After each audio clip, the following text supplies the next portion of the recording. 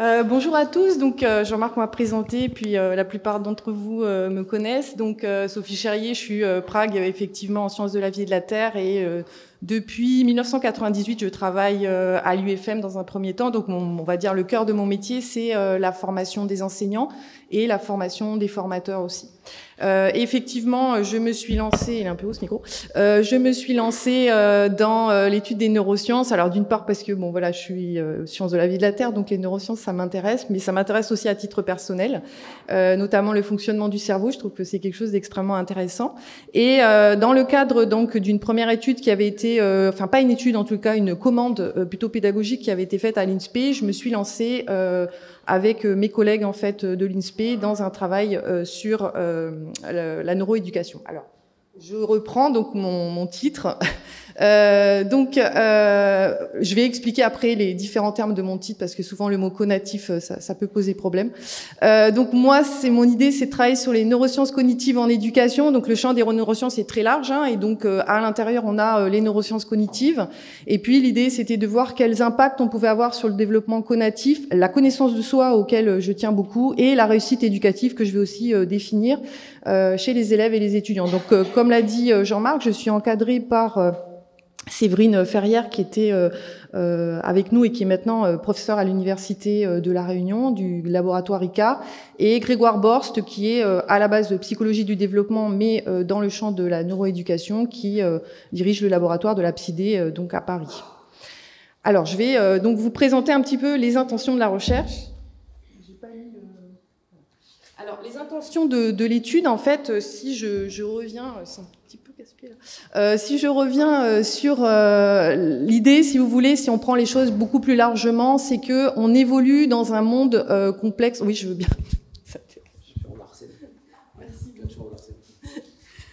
On évolue dans un monde complexe. Ça c'est Morin, hein, on connaît tous donc ce grand philosophe et sociologue donc qui établit le fait qu'on est dans un monde qui n'est pas compliqué mais complexe. L'OCDE donc en 2018 a fait une projection sur l'éducation et en tout cas le cadre qui était proposé. Donc là on voit effectivement l'ensemble des compétences avec les savoirs, les savoir-faire et les savoir-être et l'action participative de tous les acteurs. Donc il y a vraiment une dimension qui est de donner en fait ce qu'on appelle les compétences du XXIe siècle, et puis plus spécifiquement en quoi l'éducation, les sciences de l'éducation peuvent apporter à ces connaissances du XXIe siècle, et plus spécifiquement, comment les neurosciences, c'est-à-dire comment la connaissance des fonctionnements cognitifs peuvent apporter justement et permettre le développement des compétences du XXIe siècle.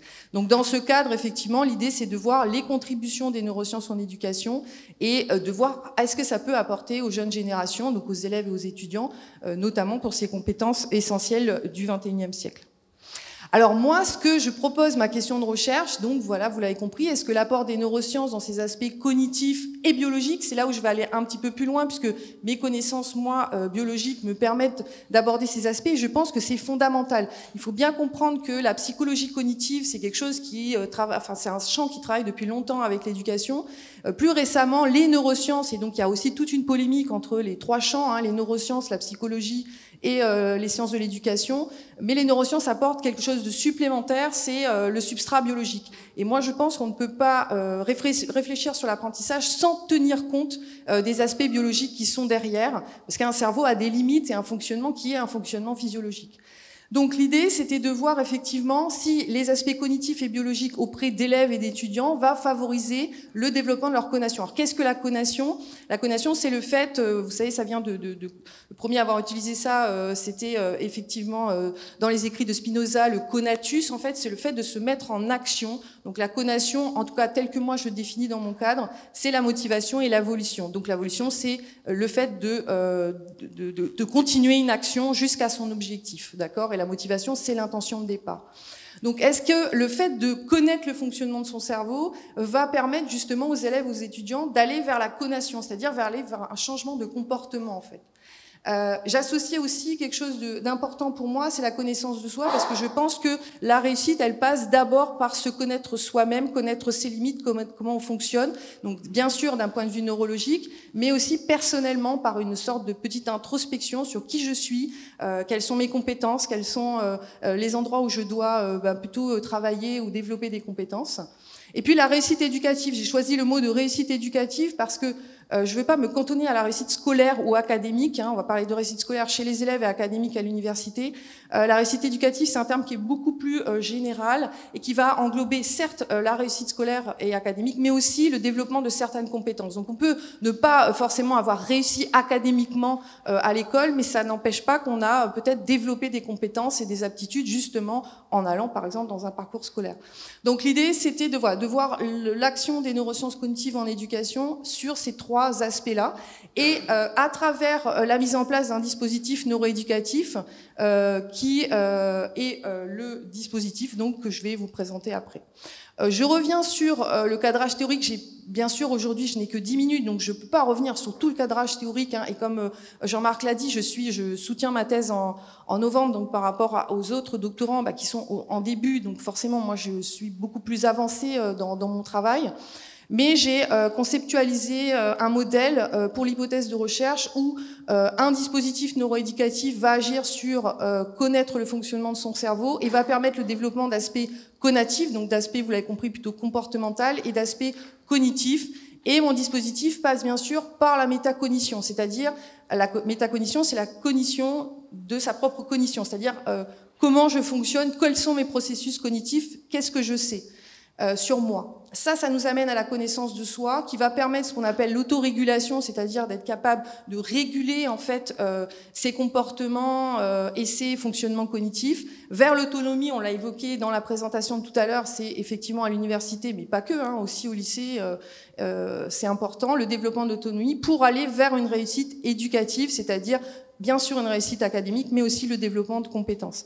Donc je suis partie sur cette hypothèse de recherche. Du coup, j'ai monté, parce qu'en fait, il y a les deux aspects, il y a les aspects recherche et ingénierie de formation, puisqu'il faut monter un dispositif que j'ai appelé Neurostrat pour neurosciences et stratégie en éducation, dans lequel je vais explorer 5 thématiques. Alors j'en ai exploré un petit peu plus en fonction des schémas, vous allez voir, il y a différents contextes, mais enfin on va dire les 5 principales thématiques, c'est la procrastination, parce que j'estime que c'est quelque chose qui parle à tous les étudiants pour entrer justement dans cet aspect méthodologique. On va dire que je rentre plus sur, je les sensibilise au travail académique, mais en fait je vais aller plus loin après. C'est-à-dire on rentre par la procrastination, ensuite on traite des thématiques qui sont très classiques comme l'attention, la mémorisation, comment j'améliore mon attention, comment j'améliore ma mémorisation, comment je mémorise, comment je porte mon attention.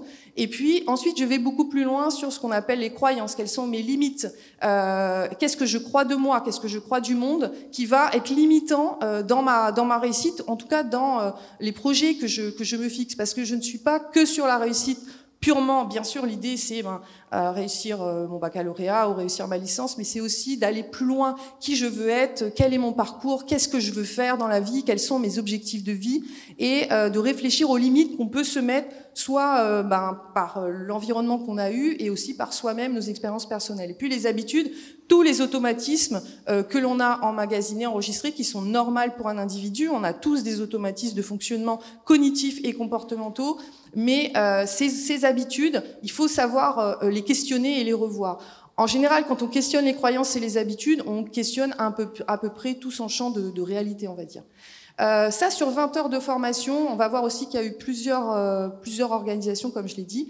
À chaque fois, c'est la même approche. Il y a une explication scientifique du phénomène. Ensuite, donc, soit cognitif, soit comportemental. Des propositions d'outils, à chaque fois, qui sont proposées aux étudiants. Et on propose aux étudiants de les tester pour voir qu'est-ce qui marche pas pour moi. Puisque l'idée, c'est la connaissance de soi, c'est de savoir comment je fonctionne. Donc moi, je vais donner un panel d'outils. Ces outils ne sont pas forcément utiles pour chacun. Chacun va devoir tester. Donc, ils ont obligation, effectivement, de tester les outils, puisque je leur dis, si vous testez pas, vous pouvez pas savoir si ça marche pas. Et puis, moi, j'assure donc un suivi. Alors, contexte et cohorte. ça s'est fait, voilà, il y a d'abord eu une étude exploratoire, comme je l'ai dit tout à l'heure en introduction, qui a débouché sur un premier article qui s'est passé au lycée Blaise Pascal. Le lycée Blaise Pascal nous a fait une commande, il voulait qu'on introduise les neurosciences auprès des élèves de seconde. Et donc moi j'ai essayé d'étudier en fait quels résultats ça a apporté. Et cette étude montre que je n'ai pas d'amélioration. C'est une étude qui s'est passée sur 12 semaines, sur 12 heures d'enseignement. Et c'est nous qui avons formé les enseignants, professeurs principaux, qui ont fait des neurosciences auprès des élèves. Donc après, bon, il y a toute l'étude, il y a tout un tas de limites, etc. Donc je ne peux pas exposer ici. Mais ce qui ressort de ça, c'est que j'ai pas d'inflexion sur les notes, à part peut-être en physique-chimie et en histoire, mais parce qu'en fait les enseignants ont appliqué, c'était les enseignants qui avaient eu les neurosciences, enfin qui avaient étudié les neurosciences. Mais il y a pas, on peut pas dire un avant la formation et un après la formation. Et ça, c'est un peu logique parce qu'il faut du temps chez les élèves pour changer les habitudes. Par contre, meilleure connaissance de soi, meilleure estime de soi et un développement de l'autonomie chez les élèves. Surtout du sens. Les élèves ont trouvé du sens. Si vous voulez, il y a des choses qui, pour moi, à la base, je fais des neurosciences. Je me disais pourquoi le fait de mieux connaître sa mémoire, ça va faire que je vais mieux mémoriser. Je me posais ce genre de questions. Mais moi-même, je n'étais pas forcément convaincue au départ. Mais en fait, je me suis rendu compte que des choses qui sont normales pour moi et qui sont parce que j'ai cette culture scientifique ne va pas du tout l'être pour un élève. Et quand vous expliquez par exemple à un élève la notion de plasticité cérébrale, c'est-à-dire que le cerveau est non fixe, je vous promets, ça fait des éclairs dans les cerveaux et ça dit ah ouais, ok, donc en fait, je suis pas censée être stupide toute ma vie. Je peux modifier, je peux devenir meilleur. Et donc, c'est des toutes petites choses, des petites graines qui sont plantées et qui sont extrêmement importantes en fait. En 2018, je me suis dit, puisqu'on était dans la réussite en première année, je me suis dit, ça serait bien de faire ça auprès des étudiants. Donc on a fait une première étude randomisée, c'est-à-dire qu'on a sélectionné au hasard 30 étudiants licence de première année, et on avait de l'autre côté un groupe contrôle actif, c'est-à-dire qu'ils faisaient autre chose, ils faisaient de la méthodologie universitaire de l'autre côté. Et donc j'ai travaillé sur 2 semestres à raison de 15 heures sur ce module avec ces étudiants. Le problème, c'est que vous êtes à l'université, mais pour mes collègues qui y sont, vous savez que les étudiants, sur les 30, il y en a un paquet qui est parti. Donc du coup, en termes de 30, c'est déjà limite en termes statistiques. Je me suis retrouvée avec 18 étudiants. Donc j'ai quand même pu réaliser des études sur les notes. Est-ce qu'ils avaient amélioré leurs notes entre les semestres? Il y a une inflexion positive, mais il faudrait refaire l'étude pour pouvoir... je peux pas certifier à 100%, puis je peux pas non plus certifier que c'est le dispositif. En 2019, il y a eu les TREC. J'ai proposé les neurosciences au service de la réussite en enseignement transversal. Sur 2 fois 20 heures au début, donc j'avais fait module 1, module 2, puis après on m'a demandé, donc j'ai eu des cohortes de 2 fois 70 étudiants, et ensuite à partir de 2020, il a fallu que je mette le même module à chaque semestre, puisque c'était l'organisation des TREC, donc j'ai dû réduire en fait mes 30 heures, 40 heures sur 20 heures, donc j'ai dû faire sauter en fait des contenus, je vous ai pas dit tout à l'heure, mais j'avais abordé les contenus sur le sommeil, j'avais abordé les contenus sur la respiration, j'ai dû les enlever. Et au total, j'avais à peu près 90, j'avais demandé 2 groupes de TD, pas plus, 90 étudiants à peu près par semestre. Je crois que ça me fait un total de 497 au niveau des cohortes. Au niveau méthodologique, je vais utiliser les méthodes mixtes parce que quand on évalue un dispositif de formation, c'est très compliqué d'utiliser que 1 ou 2 leviers. Donc on va d'abord partir sur des données quantitatives. J'ai donc réfléchi à tout ce que je pouvais évaluer. Donc bien évidemment les notes des étudiants ou des élèves. Donc là en l'occurrence pour les étudiants, c'était uniquement sur les années 2018-2019, je vous explique. En fait, en 2018-2019, j'avais les étudiants de SVT, donc je pouvais regarder les PV de jury, comparer, etc. Mais après, quand ça s'est ouvert à la totalité, en fait, en 2020, puisque j'ai eu tous les départements, je pouvais plus, parce que par exemple, j'avais 2 étudiants d'histoire, un étudiant de 2e année de LEA, donc je pouvais pas, en termes de chiffres, je pouvais plus je peux pas prendre un individu sur l'ensemble pour pouvoir voir ses notes par rapport au groupe contrôle, c'est-à-dire ceux qui n'avaient pas suivi. Donc j'ai pu le faire que sur 2018-2019. J'ai utilisé ensuite ce qu'on appelle donc un système d'évaluation de formation. Je me suis basée sur les travaux de François-Marie Girard, qui est un Belge, qui est spécialisé dans l'évaluation. Donc j'ai évalué en fait à la fois pour les élèves au lycée et pour le dispositif chez les étudiants, le dispositif par son modèle d'évaluation qui est très élaboré, qui permet de voir si on a de l'acquisition, si on a de la pertinence et du coup si on a de l'impact. Et du coup il me permet de corréler en fait ce que j'obtiens avec les notes et les questionnaires. J'ai fait donc l'évaluation des productions. J'ai analysé, alors attention, je les ai analysées de manière quantitative, pas qualitative. Si je devais analyser les productions des étudiants, donc qu'est-ce que c'est les productions des étudiants? J'ai demandé à la fin du module, pour évaluer le module, de restituer tout le parcours que l'étudiant avait fait dans sa recherche, dans sa compréhension de soi. Donc il y a plus de 300 ou 400 productions que je n'ai pas analysées de manière qualitative parce que ça serait une thèse en fait, ça, les productions à elles toutes seules. Mais je les ai évaluées de manière quantitative, c'est-à-dire est-ce qu'elles répondent aux attentes, est-ce qu'elles sont créatives, est-ce que voilà. J'ai ensuite utilisé des échelles de procrastination, donc validées, échelle générale, échelle décisionnelle, échelle académique, et puis le test de la tour d'Hanoï. Alors qu'est-ce que c'est le test de la tour d'Hanoï? C'est 3 petits pieux sur lesquels vous mettez des anneaux, et en fait vous devez déplacer la pyramide d'anneaux qui du plus grand au plus petit, du premier pieu jusqu'au dernier pieu, et ça met en évidence la fonction exécutive, une haute fonction exécutive, la fonction de planification. Et j'ai penser que le fait de faire travailler les élèves, enfin les étudiants, pardon, sur la procrastination permettait par transfert de développer la fonction cognitive de planification, et c'est ce que j'ai pu montrer puisqu'on a publié, en fait, c'est une deuxième publication qui a été faite sur cet aspect. Ensuite, j'ai récolté des données bien sûr qualitatives puisque je suis dans le modèle de méthode mixte de Creswell et Piano-Clark, le devis de recherche séquentielle explicative, c'est-à-dire où je pars de quantitatif et ensuite le qualitatif vient m'affiner en fait mes résultats quantitatifs. J'ai fait des questionnaires ouverts sur l'avis de la formation, donc là j'ai analysé avec la méthode d'analyse de contenu de Bardin, et j'ai fait des entretiens 2 à 3 ans après le dispositif auprès d'étudiants sur environ, j'ai réussi à récupérer 20 étudiants parce que beaucoup étaient partis. Ensuite, croisement des données et interprétation. Alors, qu'est-ce que j'obtiens comme résultat? J'ai des résultats, j'ai de l'impact direct et indirect. Impact, donc premier impact chez les lycéens, je vous l'ai dit tout à l'heure, un plus grand sentiment d'autonomie, une meilleure connaissance de soi, une meilleure image de soi qui conduit donc, comme dirait Bandura, à un sentiment d'efficacité personnelle perçue. Donc ça, c'est quelque chose qui est un facteur favorisant de la réussite, en tout cas éducative, mais aussi dans les résultats académiques. Chez les étudiants, j'ai une possible amélioration des résultats académiques. Dans tous mes tests statistiques que j'ai faits, on voit qu'il y a une amélioration, mais il faudrait refaire, comme je vous l'ai dit, mes cohortes sont, à mon sens, pas suffisamment importantes pour pouvoir faire vraiment des tests statistiques fiables. J'ai un développement de compétences puisque dans le test de François-Marie Girard, je vais développer ce qu'on appelle les soft skills. Donc j'ai un développement des soft skills, j'ai une diminution de la procrastination, j'ai une amélioration de la fonction exécutive de planification, j'ai un développement de la créativité, du coup un possible développement de la flexibilité cognitive parce que la créativité est basée sur la fonction exécutive de flexibilité cognitive, un développement évidemment de la conation et surtout ce qui était important pour moi, une meilleure connaissance de soi. Donc, conclusion, apporter des connaissances sur le fonctionnement du cerveau à des élèves et des étudiants, c'est une stratégie gagnante, ça apporte vraiment une plus-value dans un parcours académique et personnel.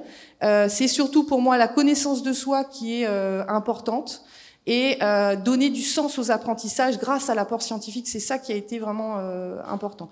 Perspective, on pourrait faire sur un public plus jeune, on pourrait faire des formations en distanciel, travailler sur des nouvelles thématiques, intégrer l'IA, voilà. Et puis simplement, donc il y a eu 2 publications qui ont été faites au cours de ce travail, voilà, et sur le dispositif à Blaise Pascal et sur uniquement la partie procrastination et fonction de planification. Et 3 communications qui ont été faites dans des congrès internationaux en sciences de l'éducation. Voilà, ça c'est ma bibliographie et je vous remercie pour votre attention. Je pense que j'ai dû passer. Allez.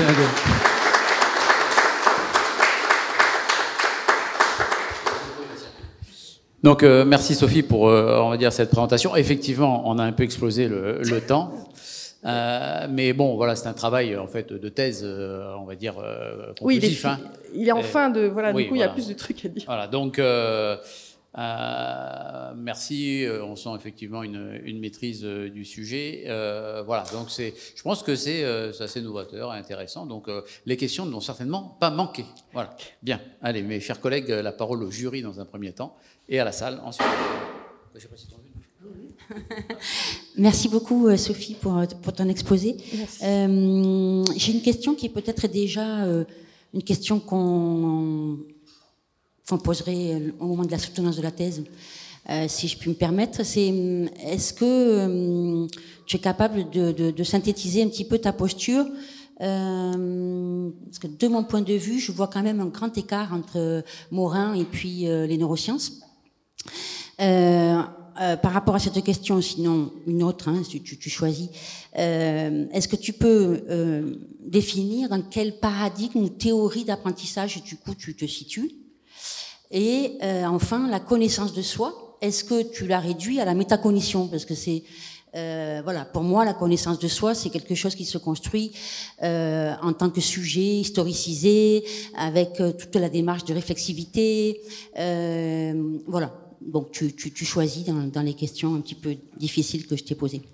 Alors, pour Morin, oui, effectivement, il y a un grand écart, mais l'idée, c'était de montrer que l'intention, c'était ça, c'était de se mettre dans une posture où on veut aider, en fait, nos jeunes générations, leur donner des outils, à la fois dans le premier degré et le second degré, parce que ça reste aussi mon terrain. Donc, l'idée, c'était ça derrière, de montrer que derrière, on est dans un monde complexe et qu'il faut apporter des outils, des compétences, etc. Avec les neurosciences, ça peut être une approche. C'est pas la seule approche, hein, ça, je le dis dans la thèse. Hein. C'est pas une exclusivité, les neurosciences. Hein. Je suis pas que pour le tout neurosciences, hein, pas du tout. Hein. Mais je pense que c'est un bon outil. Voilà. Ensuite, sur les questions. Oui. Alors, je suis. Qu'est-ce que tu entends par là? Tu veux que je te dise quoi? Comment tu définirais quelle théorie à laquelle tu adhères le plus par rapport à ta thèse? Tu es obligé de te situer toi-même en tant que formatrice dans une théorie? Oui, je suis plutôt sur tout ce qui va être va être cognitiviste. Je vais plutôt être là-dedans, quoi. Je vais plutôt être dans ces théories-là, quoi. Donc voilà. Et puis après, tu m'avais donné une autre question. Je me rends compte quand on est là, on oublie en fait. Je me suis dit, il faudrait que je note en fait. Oui, alors excellente question. Et c'est le cœur de. Excellente question. Les deux premières, c'était pas bon. Non, mais c'est le cœur c'est ce qui me tient le plus à cœur en fait. C'est vraiment ça. La métacognition, bien évidemment, c'est une entrée de la connaissance de soi, mais derrière il y a toute l'introspection, la réflexion sur qui je suis, où je vis. Enfin voilà, c'est très complexe. Et en fait, je veux amener les étudiants vers ça et que ça soit un outil à vie. C'est pas que pour réussir à la fac. C'est pas ça l'idée en fait. Voilà. Merci, merci Sophie. Est-ce qu'il y a d'autres questions? Oui. Allez, Madame Tripodi. Merci, merci pour votre présentation. La connaissance de soi, la réussite, les neurosciences. Mais est-ce qu'il y a un rôle de la parentalité, du parent, du reflet de ce qui transpose sur son enfant, qui à un moment donné dans votre thèse a une place, ou est-ce que ça n'a pas du tout de rôle? Comme j'ai travaillé sur des lycéens, alors les lycéens, les parents, ils sont quand même très présents, et puis des étudiants, donc les parents sont un petit peu plus entrés, mais quoique non en fait, hein, ils sont quand même très présents. C'est des questions, quand on a fait le dispositif Blaise Pascal, on avait fait participer les parents. On a fait d'ailleurs une grande conférence en Amphi 400 où tous les parents étaient venus. Donc on voulait justement que les parents participent aussi et apportent, parce que pour moi c'est extrêmement important. C'est une part qui est souvent mise de côté. D'ailleurs dans le document de l'OCDE, on les voit, ils y sont, hein, les parents. Avec les étudiants à l'université, c'était plus subtil, parce qu'en fait, ce qui était marrant, c'est que les outils que je leur proposais, ils faisaient avec leurs parents, il y avait c'était très intéressant. Donc les parents, oui, ont été présents de manière un petit peu plus en retrait du côté des étudiants, où j'ai quand même fait le gros de mon étude, s'est fait là-dessus. À savoir aussi pourquoi je me suis lancée dans un travail de thèse, c'est que ce que j'ai fait avec les étudiants, c'est tellement gros que je pouvais pas publier. Je pouvais pas le séquencer et le couper. Et le travail de thèse était ce qui était le mieux pour communiquer sur ce travail. Merci. Bien. Monsieur Agostini, IRD. C'est intéressant, mais en fait, j'ai pas vraiment compris si c'était ce que vous proposiez, c'est d'avoir un module neurosciences Non, je propose rien. Non, ni je ne veux pas vendre mon module et je veux pas le monétiser. Non, c'est pas du tout le but. Ce que j'ai voulu montrer, c'est que lorsqu'on apprend à quelqu'un comment il fonctionne, et en passant, en l'occurrence, moi je suis passée par le neurosciences, mais c'est pas la seule entrée, hein, ça permet justement à la personne de mieux se connaître et donc d'être plus en réussite. Voilà. Ma question, c'était concrètement quel outil pédagogique Oula, alors. C'est ça. Parce que c'est donc pour chaque thématique, en fait, il y a énormément d'outils, des outils qui peuvent être empruntés par rapport, par exemple, dans des milieux soit de développement d'entreprise, développement personnel, par exemple le SWOT, le SMART, etc., qui sont des techniques de fixation d'objectifs, etc. Mais ça peut être tout un tas d'autres. Par exemple, pour la procrastination, il y a tout un tas d'outils qu'on peut utiliser. La littérature est riche sur la procrastination pour pouvoir éviter de procrastiner. Et à chaque fois, en fait, je leur propose des tas de petits outils et je leur demande de les mettre en place. Par exemple, je leur fais faire un truc ça s'appelle le Kaizen. Alors pour ceux qui suivent un peu les youtubeurs, vous avez peut-être vu Inoxtag qui a fait une vidéo qui s'appelle le Kaizen. Alors le Kaizen, ça vient soi-disant du milieu d'entreprise japonaise. Et l'idée du Kaizen, c'est tout bête, c'est de faire tous les jours pendant 1 minute la même chose, quoi que ce soit, d'accord ? Pendant 30 jours. Et rien que cette petite activité qui permet, moi, après, de travailler sur les habitudes et comment on fixe une habitude, en fait, va me montrer comment les étudiants arrivent à avoir une certaine discipline, comment ils arrivent à répéter une même action et à leur montrer qu'une fois qu'ils l'ont automatisée, elle devient habituelle, en fait. C'est des petits outils comme ça qu'ils vont mettre en place et qui viennent de différents endroits. Après, ça peut être des outils purement pédagogiques sur comment organiser ses fiches, faire des mind maps. Après, c'est des outils comme ça. Je sais pas si j'ai répondu à votre question. Si, parce que maintenant, je vois, c'est pas un module de neurosciences. Non, la neuroscience, les neurosciences plutôt, c'est l'entrée. C'est-à-dire, pourquoi je procrastine, en fait? D'où ça vient? Qu'est-ce qui se passe? Et j'explique. Et donc, du coup, quand j'ai fait les entretiens, les étudiants m'ont dit, parce que je leur ai dit, mais si je vous avais donné que les méthodes, c'était peut-être suffisant, pas besoin d'entrer par les neurosciences. Ils m'ont dit, si, on n'a pas forcément retenu tout ce que vous nous avez dit, mais on sait que c'est vrai. On sait que, en fait, les remèdes de grand-mère, quand votre grand-mère, elle vous dit, ou votre mère, va te coucher tôt, demain, t'as un contrôle, en fait, les neurosciences viennent expliquer pourquoi, en fait. C'est juste ça, en fait. D'accord, merci. Donc, M. Agostini vient de passer 20 ans au Japon. Il parle mieux japonais que français. donc c'est pour ça que j'ai vu son oreille tressaillir quand tu lui as parlé de la méthode japonaise. Non, mais dans la littérature, ça vient de milieu de l'entreprise, le Kaizen. Mais c'est pas, ça a été déformé pour le milieu du développement personnel, en fait. Bien, donc, question 1. Voilà, Madame Stamboli, secrétaire générale de la CCI. Merci Sophie pour la présentation. J'ai une question qui concerne l'ouverture, les perspectives que tu as évoquées, notamment sur un public plus jeune, oui. Puisqu'on sait la difficulté de déconstruire des croyances limitantes oui. Quand on est adulte. Du coup, je m'interrogeais sur la réflexion que tu as pu avoir sur ce sujet, parce que c'est presque un état d'esprit en fait que tu peux impulser chez les plus jeunes. Oui. Voilà, c'était la réflexion. Tout à fait, oui. Alors, il faudrait repenser bien sûr le dispositif et l'adapter à des élèves du premier degré ou du collège. C'est même les étudiants qui m'ont dit ça. Ils m'ont dit, il faudrait qu'on ait fait ça avant, en fait. Ce serait bien qu'on l'ait fait au collège ou qu'on l'ait fait à l'école primaire. Et il faudrait, notamment sur les croyances, oui, il y a des choses intéressantes qu'on pourrait faire, mais il faudrait vraiment l'adapter au public, le repenser. Voilà. On pourrait garder les thématiques, mais il faudrait repenser l'intérieur, en fait, pour que ça soit plus accessible et des outils qui soient plus proches d'eux, quoi. Bien. Y a-t-il une question dans la salle? Non. C'est bon, je suis libérée. Bon, oui, la salle est muette. Donc, c'est parce que j'ai été tellement convaincante que... Voilà. Mais si, Karine, elle veut poser une question. Alors, question courte, réponse courte. Voilà, parce qu'on est légèrement en retard. Alors, qui est-ce? Oui. Allez. Merci Sophie pour cette présentation très riche. Je serai là, ta soutenance de tête, parce que ça m'a l'air vraiment très très intéressant et j'ai envie vraiment d'en savoir plus. Ma question, tu as parlé de plusieurs outils. Si j'ai bien compris, les étudiants choisissent les outils qui leur conviennent. Est-ce que tu as déjà commencé à avoir un retour sur des outils qui seraient plus efficaces à des étudiants ou... Ou voilà, là, si j'ai bien compris, tu as évalué les impacts, enfin les effets sur les étudiants, mais est-ce que tu as un retour sur les outils? Parce que ce que je me dis, c'est que là, tu peux pas faire les formations partout. Ce qui serait bien, c'est que d'autres enseignants puissent investir la démarche, mais s'ils ont beaucoup d'outils, comment vont-ils procéder au choix, etc. Donc, est-ce que tu as des choses par rapport à ça? Il y a un outil, par exemple, tout bête, qui est très connu, c'est la méthode Pomodoro, qui fonctionne très très bien. Alors, Pomodoro, ça vient de tomate en italien. Vous savez, c'est le petit minuteur que vous aviez pour faire les œufs durs là. Eh bien, cette technique du Pomodoro qui a été développée par Cyrillus va permettre aux étudiants de, c'est tout bête, c'est fractionner en fait son temps. C'est-à-dire, je fais des temps où je travaille. Donc, Pomodoro, la technique, c'est 20-25 minutes et 5-10 minutes de pause. Mais ça permet, c'est ce que j'explique aux étudiants, de baisser la surcharge cognitive. Donc je leur montre aussi, parce qu'il y a ça, je fais des petits tests avec eux pour leur montrer comment on peut être en surcharge cognitive sans s'en rendre compte en fait, et être plus performante quand on lève cette surcharge. Et le fait de fractionner en fait le temps de travail, ça généralement, quasiment tous les étudiants sont OK, par exemple, sur cet outil.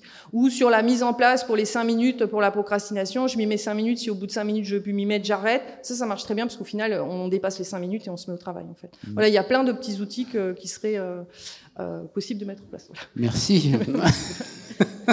Voilà, merci Sophie pour t'être présentée et avoir répondu à toutes les questions. Merci.